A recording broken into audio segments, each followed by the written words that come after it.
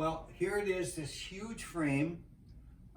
We finally got this job underway, and what's going in this frame are these massive vintage Apple advertising posters. They're huge, as you can tell from the size of the frame, and I think they used to hang in subways. We finally got this job well underway, and we're going to show you the strainer back and how that was put together next. All right, here are all the pieces for one of the strainer backs cut, ready to be drilled, all the holes drilled and then be assembled. And we're going to turn around and look at the frame for a second. So here's the frame. Here's the other strainer back, all laid out. Now, if we come a little closer into here, you want the strainer back to end up here, but the problem is, with the spacer and everything going in behind this, this is going to stick up here about 1/4 of an inch. So what I've built is these sticks, and they will be attached to the back of the frame, and they will come up flush with the frame like that. I'll have to darken this little seam here. But that's going to give us enough depth to get the strainer back, the spacer, and everything into the frame. All right, guys, we will show you more as we get there. Hey, everyone. As you saw in the first part of the video, we're dealing with these huge frames, which are very thin and very wobbly. So I'm having to build a really large 3/4 inch strainer back out of some really nice clear poplar. It's really nice straight wood. I was very happy when I got it. So what's going to happen is, with the strainer back, there's sort of 2 sets of screw holes you have to drill. One set you have to drill in here so you can screw the strainer back to the frame. But what I'm working on now is I also have to drill a bunch of holes through here to screw on these braces. So this is going to have 1, 2, 3, 4 braces going across. And what I'm doing now is I'm marking where I'm going to need to drill the holes for the braces here. This gets a hole drilled in it like this, and this will be screwed on here. So there's quite a lot to building this and sort of getting it just right. And we'll show you some more later. So this is the outside of the strainer, which is in like this.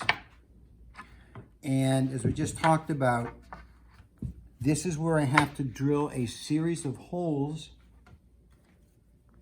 so I can drill into the crossbar. So these are my marks for the center of the crossbars. These are all lined up. And now I mark this. Now these don't have to be absolutely perfect. If I wasn't, they are, but they don't have to be. You could be a little bit off. Okay, so those are the holes I drill on the outside of the strainer. Next, I'm going to start measuring for the holes I screw on the inside of the strainer, on this part that takes us into the frame. Okay, show you more later. So I just marked where these need to be drilled on the outside. Now I'm marking where they need to be drilled on the inside for the screws to screw it onto the strainer. So I'm coming in 4 inches here and here, and that's close enough to really sort of hold the edges together. I can't put a screw here because I can't get my drill in there. So I'm going to put another screw about 6 inches into here. I can get my drill in here when I need to drill a hole there. And so that's the process. I'm not going to have you watch the whole thing, but I'm going to figure out where to drill all the holes to put the strainer on, and then we'll show you more later.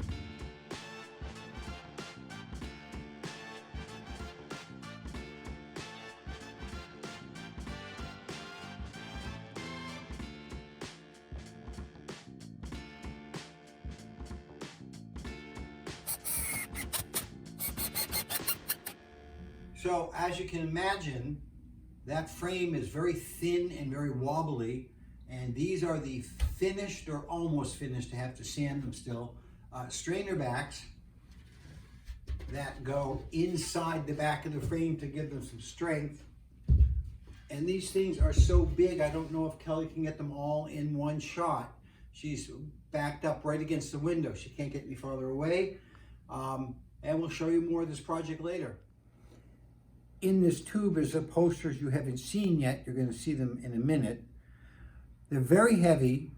They have to be put on with some kind of an archival adhesive, hanging from the top. And I want to know how much they weigh. I don't want to take one of the posters out and try to balance it on edge on the scale. So what we're going to do is, let me get a pencil.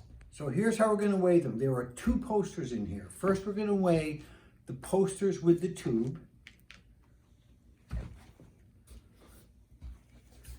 And this whole thing weighs 13.8 pounds. I'm going to round up to 14.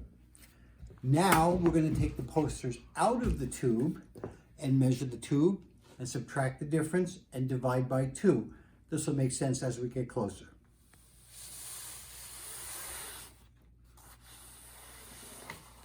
Now we're going to weigh the tube.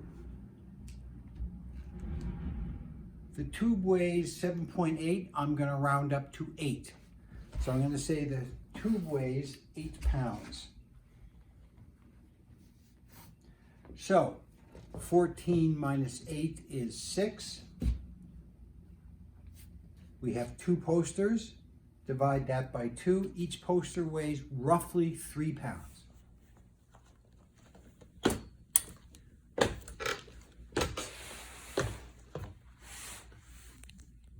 Okay, Kelly is up on the ladder, and I need to get my weights. I'll be right back. Let's see if these weights are heavy enough to hold this. Okay. Now there's 2 posters here. We're not going to show them both to you now.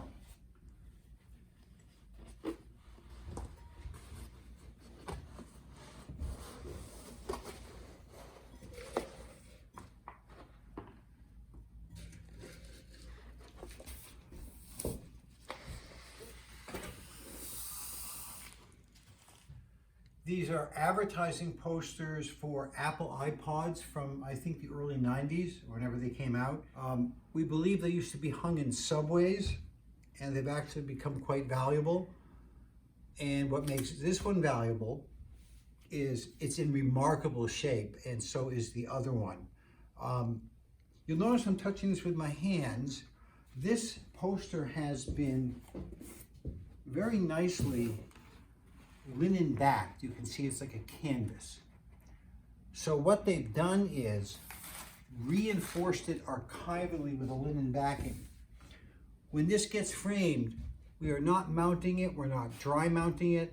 It's going to be hinged from the top, maybe a couple of hinges on the bottom to hold it in place, and that's it. And it's never going to be perfectly flat, and nor should it be. To do anything other than that would really hurt the value of these. Now, I mentioned it was linen backed. Remember how we said we never trim anything? We can trim this off. This was never part of the poster. This is the top of the linen. This is a linen backing that you see here. So this is going to get trimmed off. So now we know they weigh 3 pounds, which that's very helpful for my thinking. And I'll be back in a second and show you some tests I've been doing. So before we talk about adhesives, we talk about how we position the poster. It's almost impossible to cut little slots in the mat board and then put the tape on the poster in the exact right place so that it all lines up and it's not crooked. So what you do is, this is mulberry paper, this is linen tape, we'll talk about those in a minute, and they wrap through the 2 holes and are taped from behind. So these are our gluing or adhesive surfaces. So pretend this is the really huge mat board, and here we have a poster. It's a nice piece of paper. once we have the poster positioned where we want it and everything even, we put a weight on it. We do whatever we end up doing with the adhesive. The poster goes back down, and then it's weighted to dry. You could make something called a blind hinge. The problem with a blind hinge is harder for a conservator to take off. These are great because if the conservator wants to remove the poster in the future, all they have to do is untape the back. And you can see how the whole thing just comes right off with the tape on it. So that's the technique for getting it glued down. I'm glad I know these only weigh about 3 pounds each, and probably a little bit less. Remember, I rounded up when I measured. So I have some tests here, so let's take a look. This is linen tape, and on the test I wrote too much glue. You probably can't see it in the video, but you could see the dampness really worked its way through. I think you can see that. Too much glue, and there's a bump. Out. Now, this is linen tape and glue. And I think that looks pretty good. I can see a little indent. Now this is mulberry paper. And mulberry paper is, let me show you some, hang on 1 minute. Mulberry paper is a very thin but somewhat strong Japanese hinging paper made for just this purpose. So I would do this. Of course, my slots will be cut a little bit better when the time comes. So if I use a mulberry paper, that will go through there, get taped from behind. So now, if you look at the one with the mulberry paper, other than the fact I dented it right there, this is really, you almost can't see anything. So the question is, what adhesive do I use? I'm going to use a PVA glue. And you never use PVA glue on artwork, except in this case. We did speak with our conservator about this, and what he said was, this poster has been linen backed. That's the linen backing that would represent the poster. Again, this is from the border of the other one we trimmed. So when a poster is linen backed, it's done with a wheat starch paste, and the poster is removable from the linen backing. That's the whole point. The poster can be taken off of the linen and go back to its original state. So when we use a little PVA glue on this, the PVA glue is only going to be sticking to the linen backing, which means that in the future, if someone wants to remove the poster from the backing will still come right off because the PVA glue is not touching the poster. I hope that makes sense, and a lot more to show you later. All right, this is the mulberry paper, which looked absolutely the best. Almost no transfer or a little bump coming through to the front. And on the poster, I'm probably going to have 5 of these little strips of tape going across. I know it seems like overkill, but you really want to test things. This is ½ a pound. This is the mulberry paper with a little bit of PVA glue on it. And it's hanging a ½ a pound just perfectly. So if we have 5 of these and the thing weighs 3 pounds, each one's going to be holding not very much weight. I think the mulberry paper and the PVA glue will be strong enough. And I think this test confirms now that I can be very comfortable using the mulberry paper and the PVA glue. And now we know what adhesive we're going to use. So my intention all along when I was doing the hanging test was to let it sit overnight hanging. And I came in the next day and I gave a little tug on the chisel that I have hanging from the canvas stuff. And the mulberry paper came apart.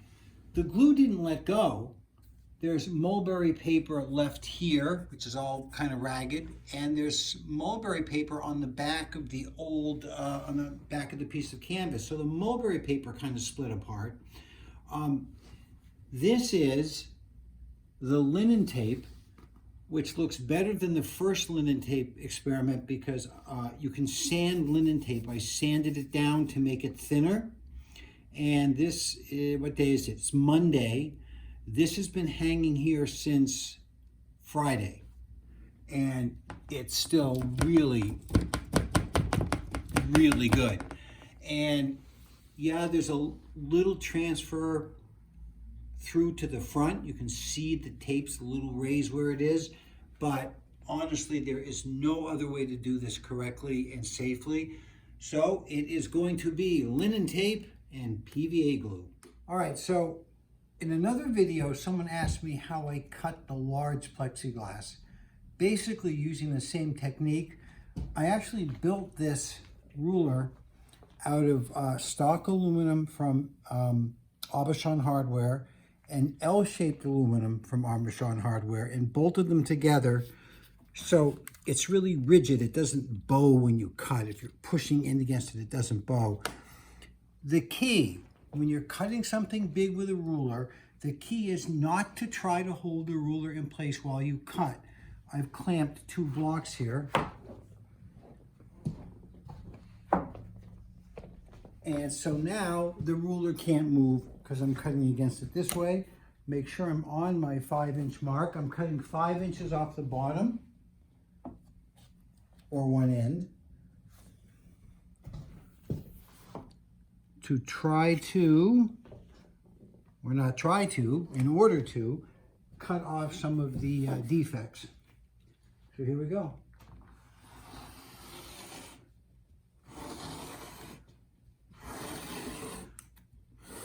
You see how nice this is? The ruler is not moving.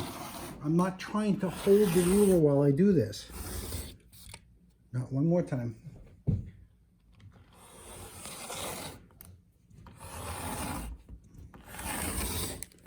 There we go. Anyway, that's how I cut the big plexi, and that's how I cut big mat boards. All right, the board is cut. And as far as it fitting, we can ignore the fact that there's a big gap here, because when the strainer back gets put in, it will pull this in. What we look at is the corners. That's a nice fit. And there's a little more leeway on the other corners, so I think we've got this perfectly. All right, first mat board cut. Hey everyone, we're continuing with our Apple poster project. And as you've heard me say in other videos, almost nothing is ever square. And as it turns out, this poster is wider at the bottom and wider at the top than it is in the middle. So if we look how I have trimmed it, can you see how we're flush right here? You don't see any of the white linen sticking out that we had to trim off? As we pan down, can you see the linen starting to show? And then as we get down here, there's almost nothing left. So the poster comes in the middle. I want to show you something. So people say, well, why not just trim it so that you don't see any of the white? So what I'm going to do is I'm going to line this up. There. See how perfectly lined up I am right here? That's perfect. There'd be no white showing. Here's the problem. By the time you get up here, you would be cutting off more than 1/4 inch of the poster. We called our client and said to him, for the value of the poster, the best thing to do is to leave a little of the white linen border showing, because to start cutting into the poster would hurt its value, and he agreed, and that's what we're going to do.